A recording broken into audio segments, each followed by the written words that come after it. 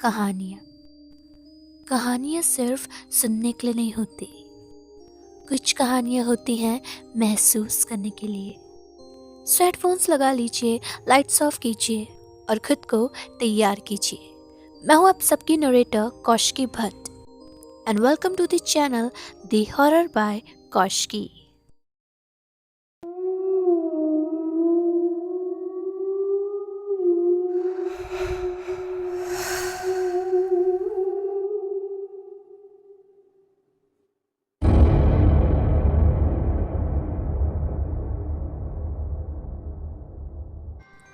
हाय, मेरा नाम आरव है और ये स्टोरी मेरी गर्लफ्रेंड के बारे में है। एक ऐसी लड़की जिस पर मैं कभी दुनिया में सबसे ज़्यादा ट्रस्ट करता था, लेकिन धीरे धीरे मुझे रियलाइज़ हुआ कि मैं उस लड़की को जानता ही नहीं था। Let me tell you guys from starting. सब कुछ बिल्कुल नॉर्मल चीज़ों से स्टार्ट हुआ। मैं और मेरी गर्लफ्रेंड रिया, हम दोनों एक ही ऑफिस के कलीग थे। रिया थोड़ी डिफरेंट टाइप की लड़की थी। मतलब वो ज़्यादा लाउड या अटेंशन सीकर टाइप की लड़की नहीं थी एंड वो ज़्यादा बात भी नहीं करती थी। सोया उसकी वो उसकी पर्सनैलिटी में एक स्ट्रेंज सा चार्म था। वो हमेशा से ही काम रहती थी एंड मैं भी एक इंट्रोवर्ट था। सो मुझे उसकी ये चीज़ें काफ़ी ज़्यादा पसंद थी और उसका वो बिहेवियर मुझे काफ़ी ज़्यादा अट्रैक्ट करता था। सो बस इन्हीं सारी चीज़ों के चलते हमारा रिलेशनशिप कुछ वक्त बाद स्टार्ट हो गया था। स्टार्टिंग के फर्स्ट फ्यू मंथ्स सब कुछ बिल्कुल परफेक्ट था। Late night calls, random walk and long conversation. कभी कभी वो लाइफ के बारे में बहुत डीप बातें मुझसे करा करती थी। जैसे एक बार उसने मुझसे कहा था, तुम्हें नहीं लगता आरव, इस दुनिया में बहुत कुछ ऐसा है जो हम देख ही नहीं सकते? जिस पर कि मैं उसे हंसकर बोलता हूँ, स्प्रिट्स वगैरह की बात कर रही हो क्या?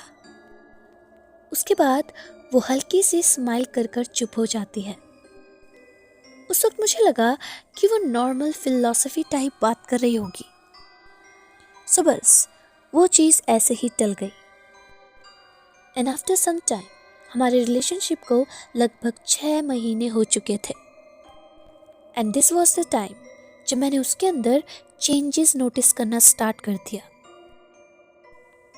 एक रात मैं उसके अपार्टमेंट में था एंड हम दोनों साथ में मूवी देख रहे थे। उस वक्त रात के लगभग 2 बज रहे थे और मुझे थोड़ी ही देर में नींद आ गई, तो मैं बस वहीं पर सो गया। बट देन कुछ वक्त बाद आई रियलाइज्ड कि रिया रूम में नहीं है। मैं उठता हूँ और उसके बाद मैं हॉल में जाता हूँ एंड जो मैंने उसके बाद देखा वो काफ़ी ज़्यादा स्ट्रेंज था। रिया बालकनी में खड़ी थी, बिल्कुल चुपचाप और स्टिल। अंधेरा काफ़ी ज़्यादा था, बस स्ट्रीट लाइट की हल्की सी रोशनी आ रही थी। वो बस बाहर देख रही थी, जैसे कि मानो वो किसी को ऑब्जर्व कर रही हो। उसको ऐसा देखकर आई आस्क्ड हर,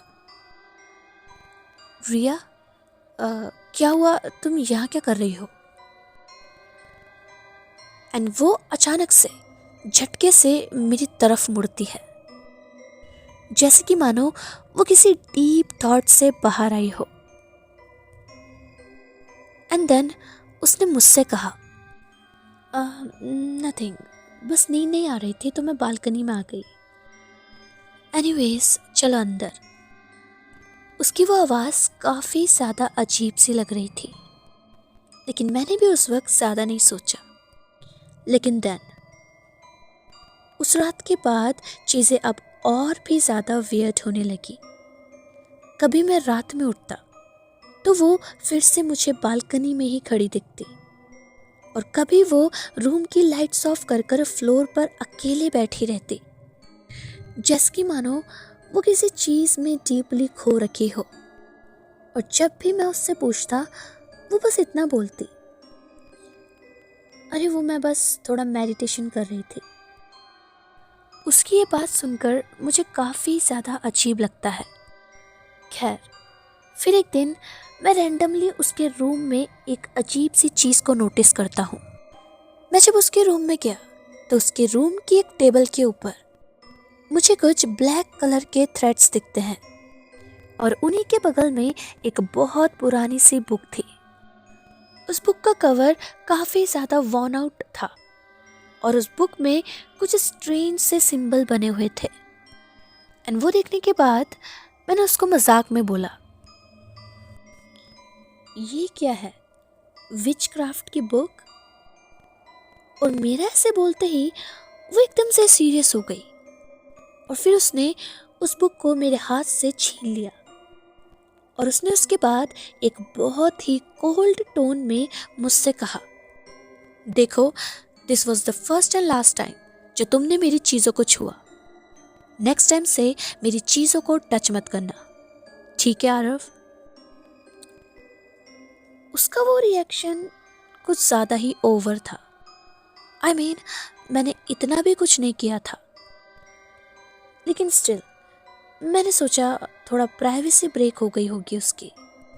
सो मैंने भी बस सॉरी बोला और उस बात को वहीं पर इग्नोर कर दिया। अब इसके बाद असली प्रॉब्लम स्टार्ट होती है। उस दिन के बाद से मुझे रात में अजीब से सपने आने स्टार्ट हो गए।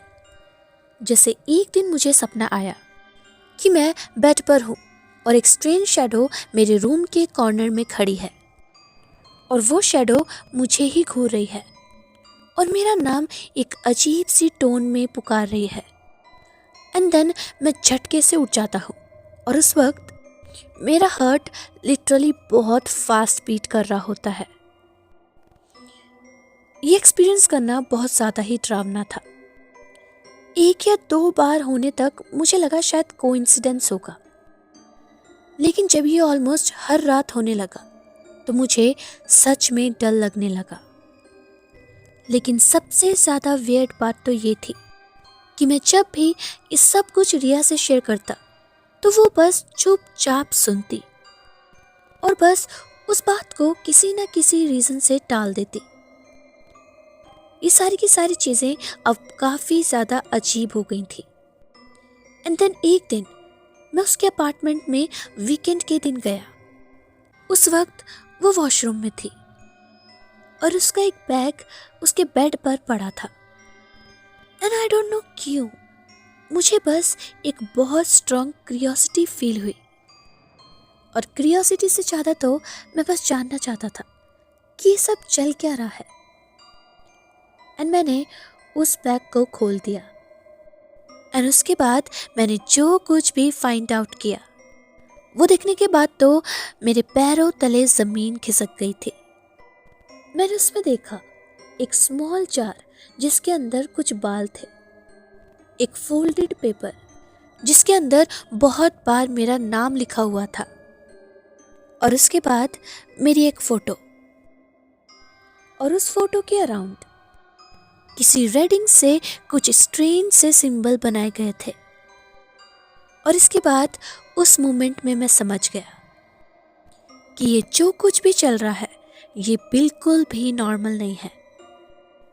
उस रात मैं उससे डायरेक्टली कन्फ्रंट करना चाहता था, लेकिन जब वो वॉशरूम से बाहर आई एंड उसने मुझे देखा तो मुझे एक अजीब सा डर महसूस हुआ, जिसके मानो वो मेरी गर्लफ्रेंड है ही नहीं। उस मोमेंट पर उसके फेस पर जो हमेशा से ही एक मासूमियत रहती थी वो मुझे नज़र नहीं आ रही थी। लेकिन स्टिल मैंने उससे कैजुअली पूछा, रिया मुझे सच सच बताओ, क्या तुम ब्लैक मैजिक में बिलीव करती हो? जिस पर कि उसने मुझे कुछ सेकंड तक चुपचाप देखा और फिर वो धीरे से मुस्कुराई और उसके बाद वो बोली, तुम्हें क्या लगता है? और उसके इस तुम्हें क्या लगता है कि टोन ने मेरी पूरी बॉडी में रोंगटे खड़े कर दिए। और अब उस रात के बाद मेरी लाइफ धीरे धीरे नाइटमेयर बनने लगी। मुझे अब अपने घर में भी किसी चीज़ के होने की प्रेजेंस फील होती थी। और इतना ही नहीं, फिजिकली मेरी तबीयत भी काफ़ी ज़्यादा ख़राब होने लगी थी। और अब ये सारी की सारी चीज़ें और ये सारे रीजंस मोर देन इनफ थे रिया के साथ ब्रेकअप करने के लिए। बिकॉज अब मैं ये सब बिल्कुल भी हैंडल नहीं कर पा रहा था। अगले दिन मैं रिया से मिलने जाता हूँ, लेकिन जब मैंने उससे बोला तो मेरे ब्रेकअप की बात सुनकर वो उल्टा हंसने लगी। उसकी वो हंसी काफ़ी ज़्यादा क्रीपी थी। और उसके बाद वो मेरे पास आती है और धीरे से मुझे बोलती है, तुम मुझे छोड़ नहीं सकते आरफ। उसने जब मुझे ये चीज़ बोली तो उसकी आंखों में उस वक्त एक अजीब सी चीज़ थी। कुछ ऐसा था जो मुझे डरा रहा था। और उसके बाद मैंने वो बात वहीं पर टाल दी। और उसके बाद थोड़ा सा वक्त गुजारकर मैं वहाँ से वापस आ गया। और अब इस चीज़ के बाद मैंने लिटरली उससे डिस्टेंस बना लिया था। उसके कॉल्स और उसके सारे मैसेजेस को मैं इग्नोर करने लगा। लेकिन फिर भी वो सारी अजीब चीज़ें रुक नहीं रही थी। और एक दिन तो हद ही हो जाती है। एक सुबह मैं अपने अपार्टमेंट के बाहर एक छोटा सा रिचुअल सेटअप देखता हूँ, जिसमें एक कैंडल और एक पेपर था और उसमें मेरा नाम लिखा हुआ था। And that was the moment मैं फ्रीक आउट हो चुका था। मुझे कुछ भी समझ में नहीं आ रहा था।